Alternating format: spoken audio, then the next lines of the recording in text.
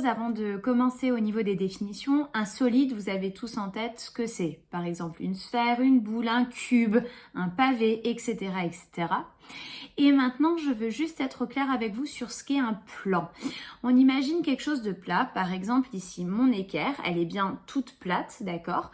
Et si on imagine qu'elle se prolonge à l'infini dans toutes les directions, c'est ce qu'on va appeler un plan. Autrement dit, c'est un peu comme une feuille de papier qui est bien ferme et infinie sur tous ses bords.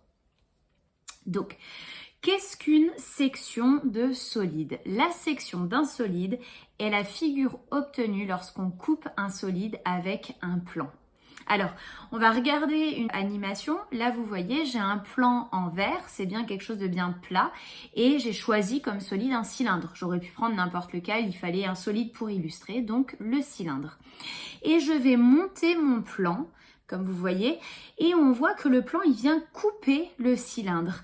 La section, c'est le disque violet qui vient se dessiner là sur la figure, le disque ou le cercle, ça dépend si on considère l'intérieur ou juste le contour.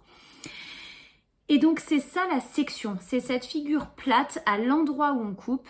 Qu'est-ce que ça nous donne? Donc là on voit que la section du cylindre par le plan, c'est un disque ou un cercle, encore une fois en fonction de si c'est vide ou plat. Sur ce deuxième exemple, vous voyez à nouveau un cylindre.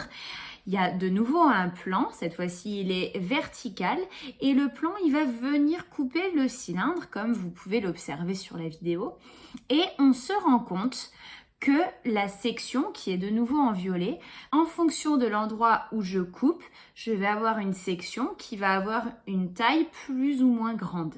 D'accord? Et nous, bien sûr, on va s'intéresser à la section, donc la figure plate pile à l'endroit où on a coupé et on va essayer de voir si on peut calculer ses dimensions. Alors, c'est parti pour un premier exemple. On coupe une sphère de 5 cm de rayon par un plan passant à 2 cm de son centre.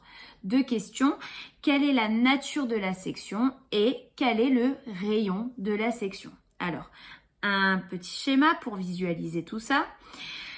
On a le plan en verre qui vient couper la sphère et on peut répondre très facilement que la nature de la section, j'insiste, c'est ça la section, c'est là où on a coupé. Alors, en fonction de si c'est plein ou vide, on va répondre un disque ou un cercle. Donc, la section, moi je vais choisir le cercle, est un cercle. Voilà pour cette première question. Je vais enlever mon gribouillage et on va compléter un petit peu le schéma. On veut connaître le rayon de la section, donc vous voyez que j'ai dessiné le rayon DF.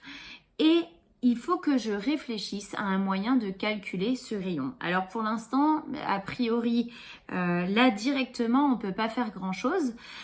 Il va falloir qu'on trouve une figure dans laquelle on sait calculer une longueur. Et ça, on sait calculer soit avec le théorème de Thalès, soit avec le théorème de Pythagore.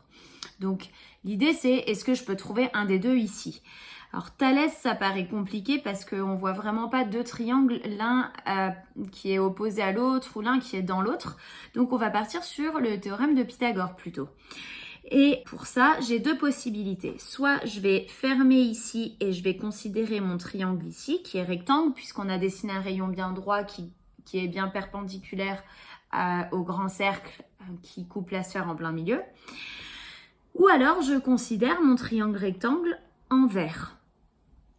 En fait, il n'y a pas 36 possibilités. Je dois calculer le rayon de la section. Donc, je dois calculer cette longueur-là, DF. Et le seul triangle qui intègre cette longueur-là, c'est le triangle en vert. Donc, on va venir proprement mettre notre triangle rectangle, comme vous voyez sur le schéma. Et je vais tout de suite noter mes valeurs. Je sais que le plan, il passe à 2 cm du centre. Donc, de A jusqu'à D, on a ici 2 cm. DF, c'est ce qu'on cherche. Ça veut dire que AF, je le connais d'une manière ou d'une autre, mais je le connais.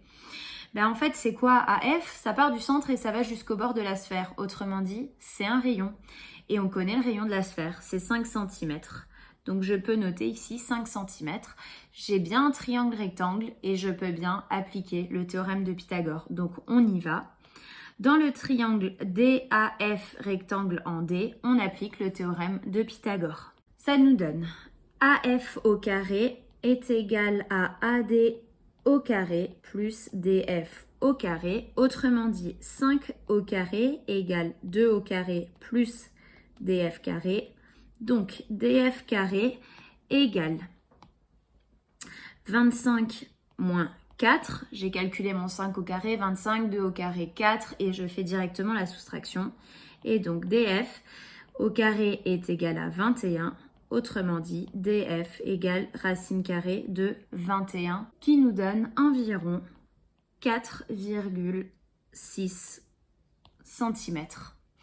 Et voilà, on a le rayon de notre section. Donc, vous voyez, c'est pas bien compliqué. On réinvestit ce qu'on connaît déjà. Autrement dit, ici, le théorème de Pythagore. Je vous propose qu'on voit un deuxième exemple pour être bien sûr que vous ayez bien compris. On réalise la section EFG du tétraèdre SABC par un plan parallèle à la base.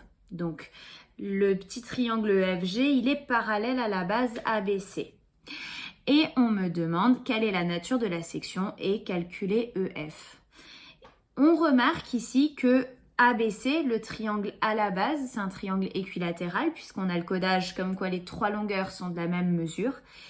Et bien, la section est toujours de même nature que la base dans une pyramide.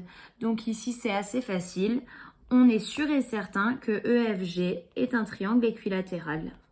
Voilà pour cette question.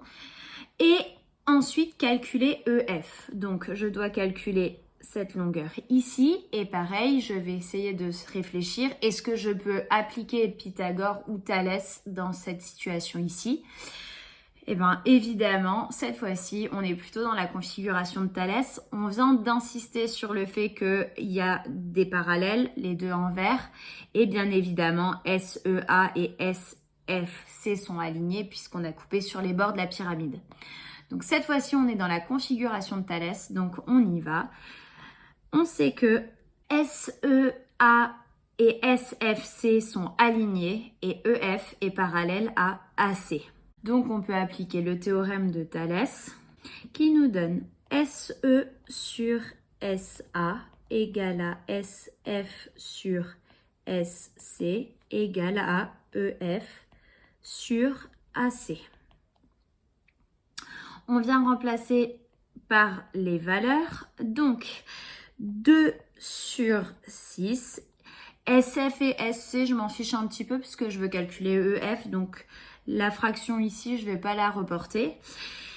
EF, c'est justement ce qu'on cherche sur AC qui est de 7 cm.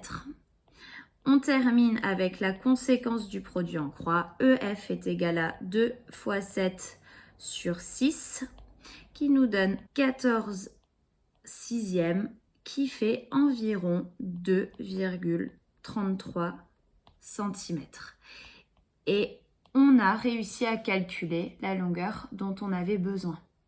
Voilà, bon courage à vous pour les exercices.